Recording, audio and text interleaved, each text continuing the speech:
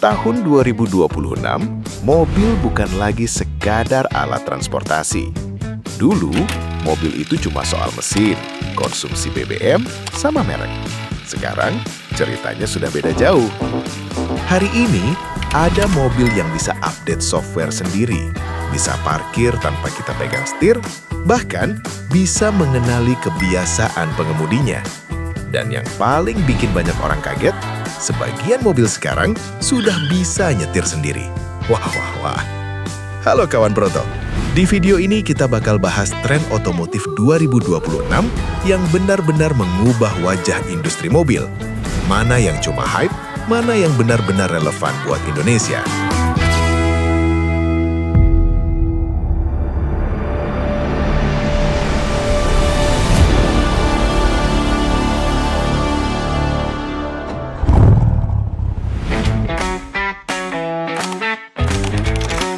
Tren pertama yang paling terasa di 2026 adalah mobil listrik yang makin masuk akal harganya.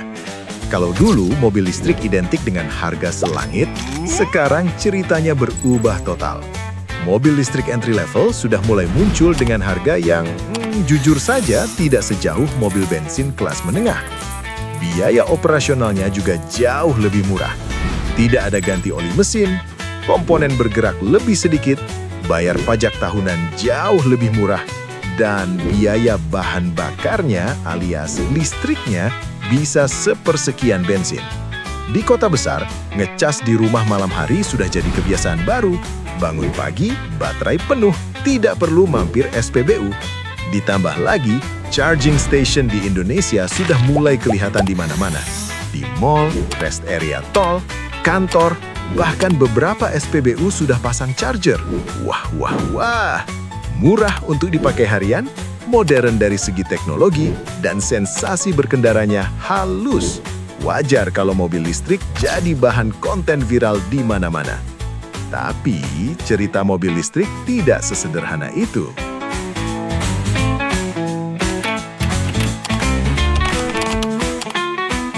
Faktanya, belum semua orang Indonesia siap full ke mobil listrik.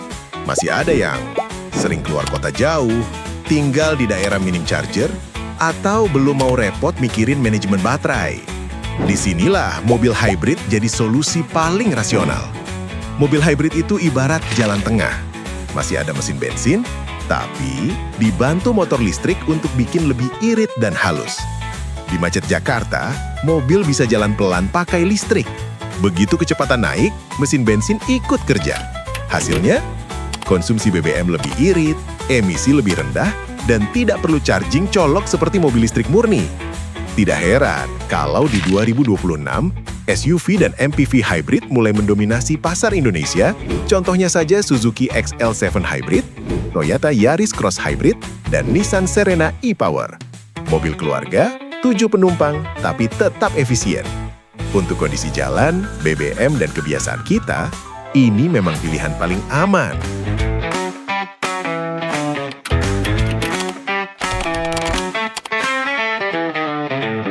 Nah, tren ketiga ini agak sensitif nih. Tapi jujur saja, sulit dihindari. Mobil-mobil asal Cina sekarang bukan lagi bahan lelucon. Sama halnya dengan handphone Cina, mobil mereka datang dengan fitur super lengkap, desain futuristik, dan harga yang sangat kompetitif. Di harga yang sama dengan mobil Jepang entry level, mobil Cina bisa kasih panoramic roof, layar besar, kamera 360, ADAS lengkap, bahkan fitur parkir otomatis juga ada. Sebut saja Chery Tiggo 8, BYD M6, atau DFSK Glory iAuto. Teknologi keselamatannya juga agresif. Blind spot monitor, emergency braking, lane keeping, semua sudah tersedia. Wadidaw! Suka atau tidak, di 2026 mereka bisa jadi pemain utama, bukan pendatang baru. Dan yang bikin pabrikan lama ketar-ketir, mobil Cina ini cepat banget adaptasinya. Update cepat, model baru cepat, dan berani ambil resiko desain.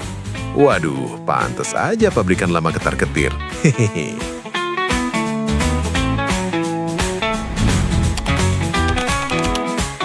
Dulu, fitur canggih itu bonus.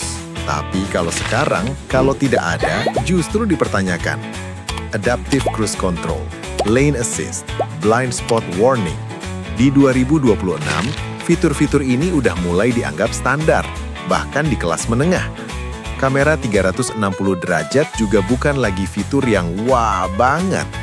Perintah suara berbasis AI mulai terasa benar-benar kepakai. Bukan cuma halo-halo doang, tapi bisa atur AC, bukan navigasi, sampai baca pesan. Yang menarik, sekarang mobil bisa update software, mirip kayak handphone kita. Jadi nggak semua hal harus ke bengkel. Cukup update lewat sistem mobil, fitur bisa nambah, atau performa bisa diperbaiki. Makanya, mobil sekarang bukan cuma soal mesin, tapi soal sistem dan teknologi di dalamnya.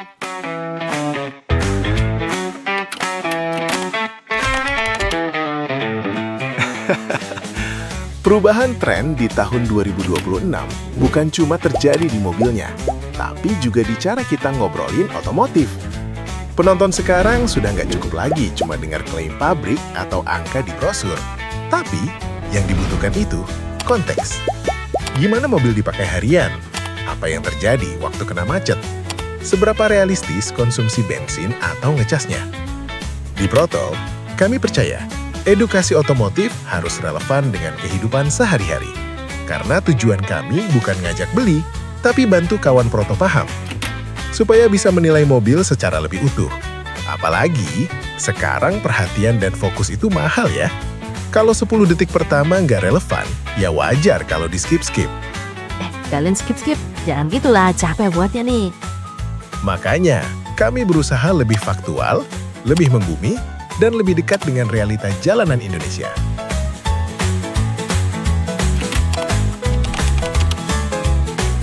Di 2026, konsumen Indonesia jauh lebih pintar. Komentar netizen bisa menentukan nasib sebuah mobil. Satu masalah saja viral bisa langsung pengaruh penjualan. Nama besar tidak lagi jadi jaminan. Logo terkenal tidak otomatis laku. Yang dicari sekarang hanya satu hal.